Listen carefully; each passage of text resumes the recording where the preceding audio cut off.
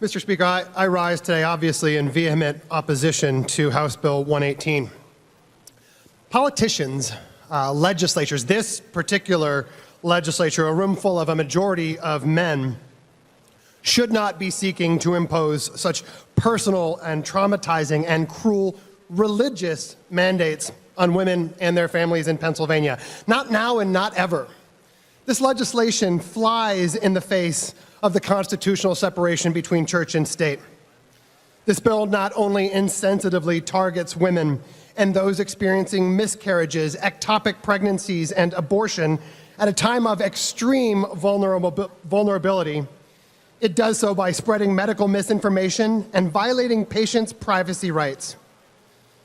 The measures before us literally limit a woman's ability to make her own decisions about her health care and her family, and shaming or punishing her for those decisions if they differ from the decision that a majority of the people in this room want to make for her.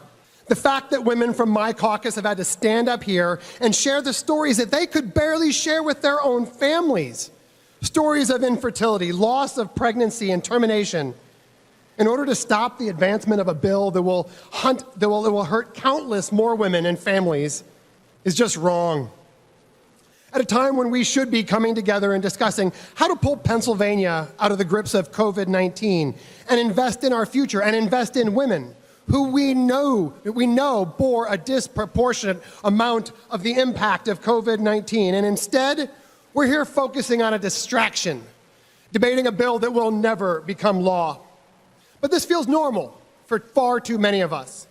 This is just another act in a political theater that has plagued this chamber for far too long. We are a legislature that has met more to remove mask mandates, strip executive emergency powers, and overturn free and fair elections than we have to make strategic investments in Pennsylvania's women, children, and families. Lastly, Mr. Speaker, it is not lost on me, and I'm sure it's not lost on many of the members here today, that this legislation is just one more unnecessary overreach in a grossly, predictably misogynistic agenda. An agenda pursued by by a party that is 100% white in a chamber that is 70% male. Oh, your boos mean nothing. Mr. Speaker, that's enough. Your boos mean nothing to me. I've seen who you cheer for. The gentleman will suspend. Mr. Speaker. For what purpose does the majority leader rise? I believe these comments are inflammatory to our members and to this esteemed chamber.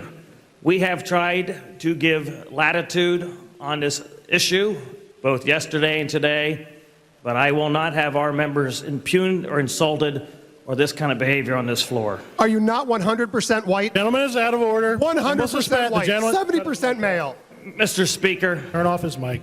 This is Pennsylvania legislator Brian Sims getting his mic cut because apparently Pennsylvania Republicans aren't willing to accept the fact that they're 100% white and 70% male in the context of legislating women's bodies.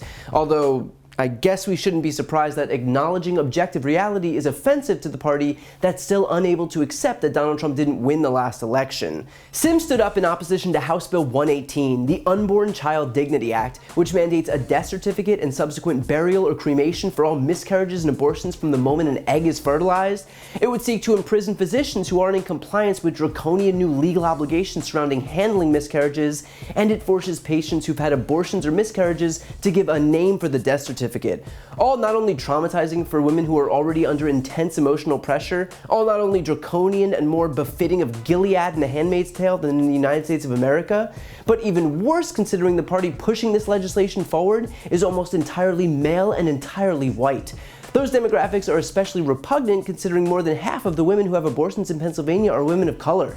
Of the 31,000 abortions in Pennsylvania in 2019, over 16,000 were non-white. And beyond that, as far as I can tell, none of them were male. In other words, you've got a majority of white men legislating for a majority of non-white women. And that's supposed to be something we're okay with? Would those white men in the Pennsylvania legislature want to have their bodily autonomy determined by mostly non-white women?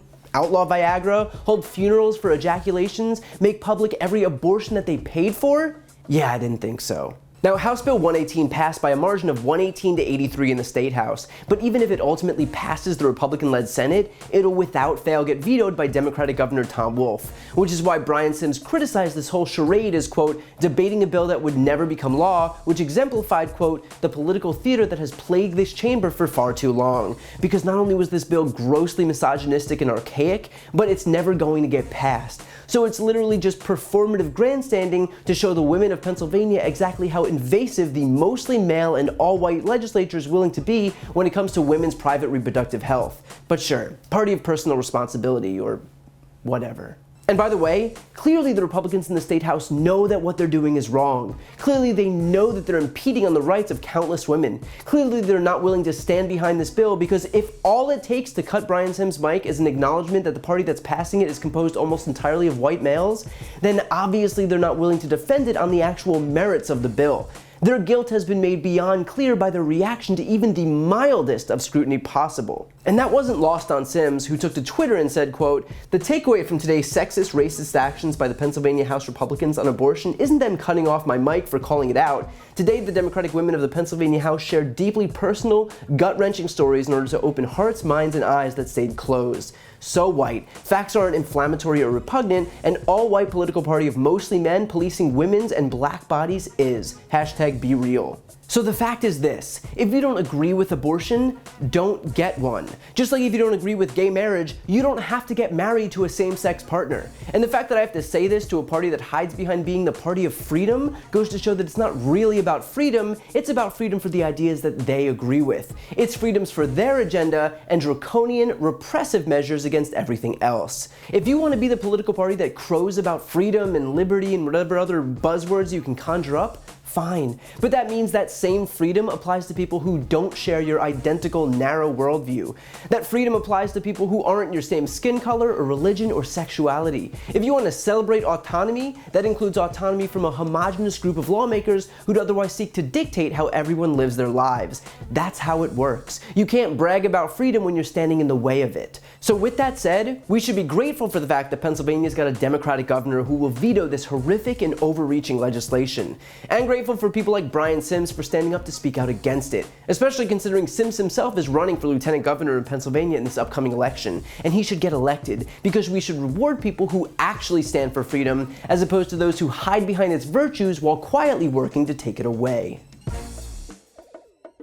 To see more videos like this, don't forget to subscribe. And for a deeper dive, check out my podcast, No Lie with Brian Tyler Cohen, where I discuss the week's top stories and interview major players in the world of politics, like Vice President Kamala Harris, White House Press Secretary Jen Psaki, Elizabeth Warren, Chuck Schumer, Katie Porter, Pete Buttigieg, Nancy Pelosi, and many more. Again, that's No Lie with Brian Tyler Cohen, available anywhere you listen to podcasts.